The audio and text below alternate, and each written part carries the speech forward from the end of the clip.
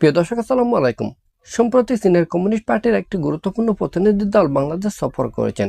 এ সফরকালে বাংলাদেশের অন্যান্য রাজনৈতিক দলের সাথে সাথে বাংলাদেশ জামায়াতে ইসলামীর সাথেও বৈঠক করেছেন এই প্রতিনিধি দলটি।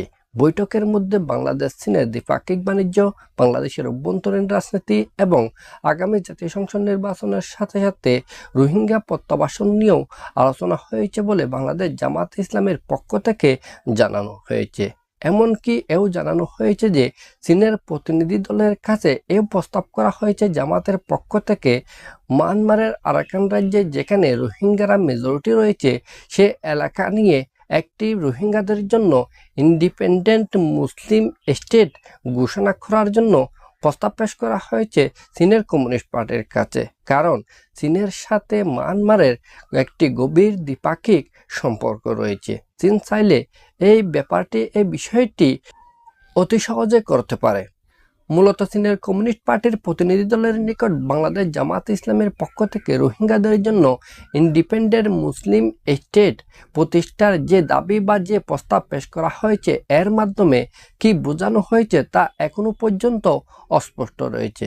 কারণ আমাদের সংবাদ মাধ্যমগুলোতে এসেছে জামাতের পক্ষ থেকে চীনের নিকট রোহিঙ্গাদের জন্য একটি স্বাধীন রাষ্ট্র প্রতিষ্ঠার কথা বলা হয়েছে, কিন্তু জামাতের বক্তব্য শুনে আমার তেমনটি মনে হয়নি।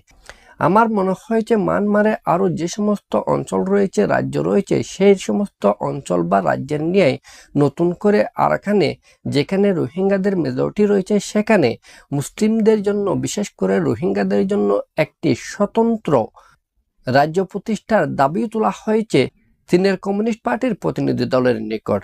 কারণ জামাতের পক্ষ থেকে এও বলা হয়েছে চীনের সাথে মায়ানমার সরকারের একটি গভীর দ্বিপাক্ষিক সম্পর্ক রয়েছে। যদি রোহিঙ্গাদের জন্য একটি স্বাধীন রাষ্ট্রের কথা বলা হতো তাহলে সেটা মায়ানমার সরকারের সাথে চীনের আলাপ আলোচনার মাধ্যমে কোনোদিনই সম্ভব নয়।